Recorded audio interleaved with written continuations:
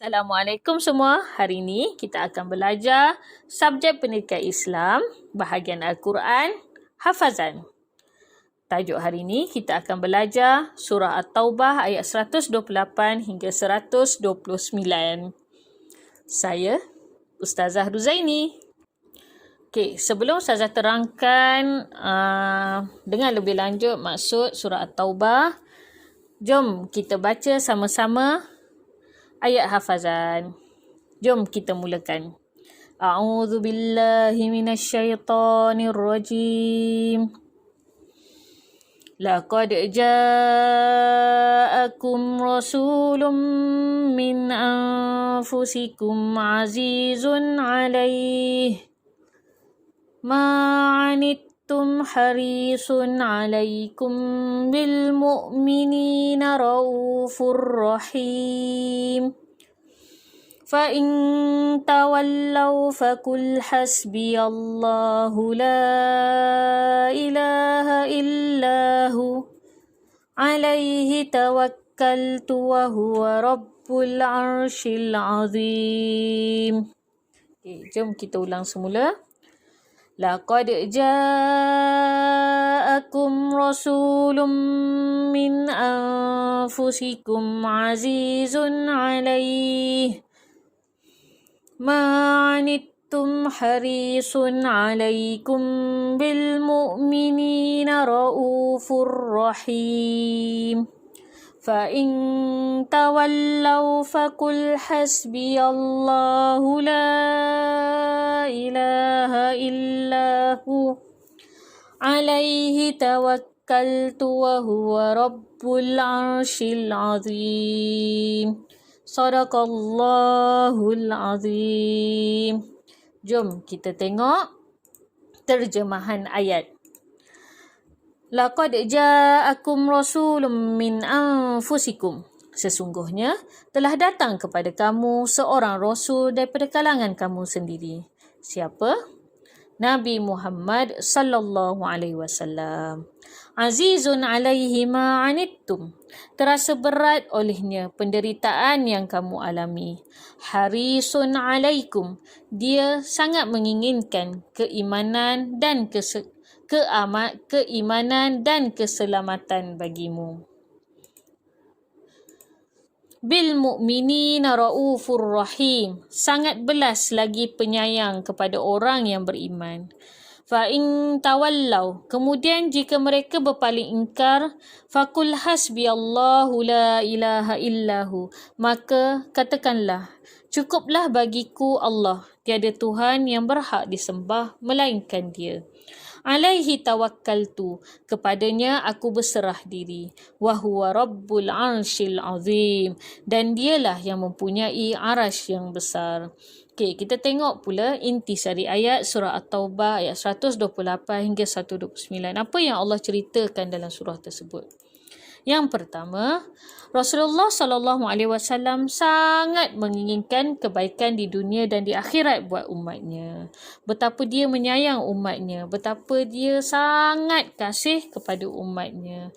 Dia tak kisah pun apa yang berlaku atas dirinya, tapi dia selalu berdoa kepada Allah supaya diberi kebaikan dunia dan di akhirat untuk umatnya. Jadi kita kat sini, sebab tu kita kena bahan rujukan kita yang utama adalah Al-Quran dan As-Sunnah. Sebab apa? Sebab Al-Quran dan As-Sunnah ni adalah rujukan kita untuk kita menuju ke jalan yang benar. Okey?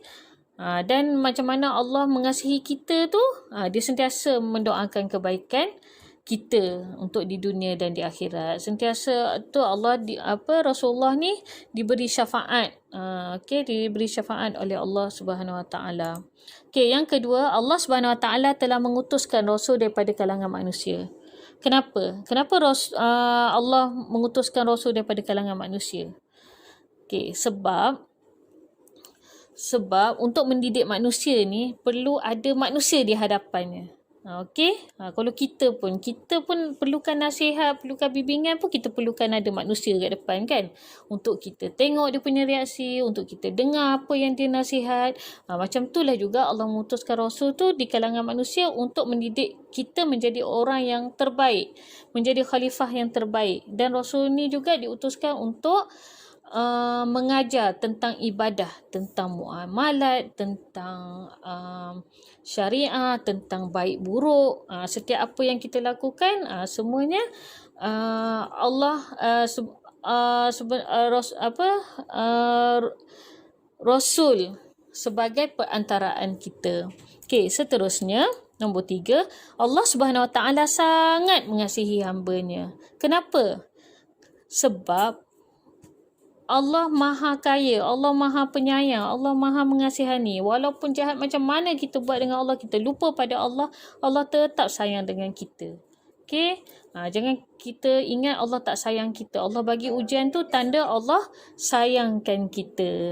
Jadi kita kat sini jangan kita lupa. Walau kita bahagia, walau kita rasa gembira, walau kita rasa bahagia, jangan kita lupa Allah. Jangan kita waktu sedih je kita ingat Allah. Tapi waktu kita ada kemewahan, waktu kita rasa hidup kita bahagia, mesti Allah yang pertama. Sebab semuanya Allah yang beri. Okey, seterusnya nombor 4, umat Islam perlu bertawakal sepenuhnya kepada Allah. Okey, maksud tawakal ni bukan kita berserah 100% kepada Allah. Kita perlu usaha, perlu berdoa dan barulah kita bertawakal kepada Allah. Dan bila apa-apa yang terjadi, kita tidak akan frust. Okey, kita akan berserah, hati kita akan menjadi tenang menerima apa-apa ujian yang kita dapat, sama ada ujian tu gembira ataupun ujian tu sedih. Okey, sebab itulah pentingnya kita bertawakal, serah diri kepada Allah sepenuhnya. Okey, yang terakhir, seluruh makhluk di langit dan di bumi berada di bawah kekuasaan Allah Subhanahu Wa Taala. Atas dunia ni, atas bumi ni, semuanya Allah yang cipta. Sama ada manusia, tumbuh-tumbuhan, haiwan, langit dan bumi, matahari. Tapi semuanya atas kekuasaan Allah. Macam mana Allah jadikan siang dan malam? Boleh tak kita tentukan? Malam tu bulan keluar, kita nak siang, matahari keluar kita nak malam. Tak boleh, bukan kita yang menetapkan. Okey, semuanya Allah. Allah tahu apa yang terbaik untuk kita. Kun fayakun, bila Allah kata jadi, jadilah ia. Tidak untuk kita menidakkan. Macam ajal lah, tak lambat sesaat dan tak cepat sesaat, tepat pada waktunya. Okey, ini adalah intisari ayat surah At-Taubah. Ustazah harap semua faham dengan apa penerangan yang Ustazah berikan. Semoga ia menjadi iktibar pada diri kita.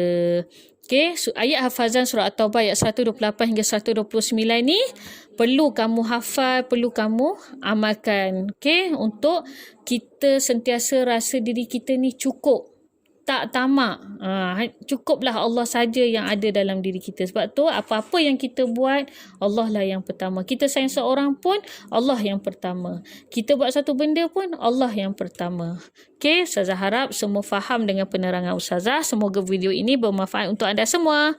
Jangan lupa untuk jawab latihan yang diberikan. Nanti kita jumpa lagi. Assalamualaikum.